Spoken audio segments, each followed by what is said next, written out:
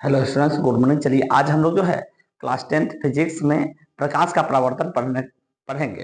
प्रकाश के परावर्तन में हम लोग चलिए आज समझते हैं प्रकाश का परावर्तन क्या होता है, कैसे होता है प्रकाश का परावर्तन। देखिए, प्रकाश जैसे मान लेते हैं प्रकाश आ रही है किसी बिंदु स्रोत से प्रकाश आती है और मान लीजिए यहाँ पे वस्तु है, तब किसी प्रकाश स्रोत से प्रकाश आकर इस वस्तु से टकराकर फिर इस इधर वापस लौट गई, जिसको हम प्रकाश का परावर्तन कहेंगे। जैसे ये देखिए, ये है आपको समतल दर्पण। क्या है?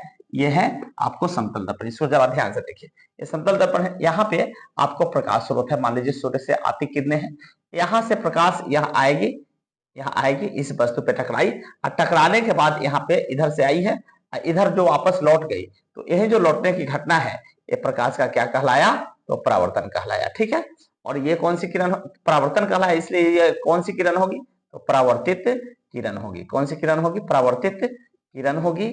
और यहाँ पे चूंकि ये आई है इसलिए इस किरण को हम कहेंगे आपतित किरण। ध्यान से समझिएगा, इसको हम लोग कहेंगे आपतित किरण। ठीक है। अब देखिए प्रकाश का परावर्तन क्या है? तो प्रकाश के किसी बिंदु से टकराकर वापस लौटने की घटना प्रकाश का परावर्तन कहलाती है। प्रकाश के किसी बिंदु से टकराकर वापस लौटने की घटना क्या कहलाती है? तो प्रकाश का परावर्तन कहलाती है।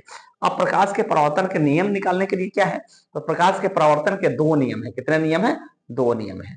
अब नियम क्या है? तो इसका नियम निकालने के लिए हम क्या करते हैं, इस पर से एक अभिलंब डाल देते हैं। क्या करते हैं हम लोग?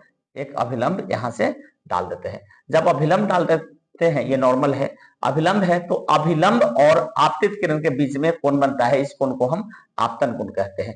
अभिलंब और इस परावर्तित किरण के बीच में कोण बनता है, इसको हम परावर्तन कोण कहते हैं। ठीक है। और जब ये देखा गया तो ये जो आपतन कोण है कोण आई और ये परावर्तन कोण है कोण आर, ये दोनों बराबर आया। ठीक है। यानी पहला नियम है आपतन कोण परावर्तन कोण के बराबर होता है, अर्थात कोण आई बराबर कोण आर।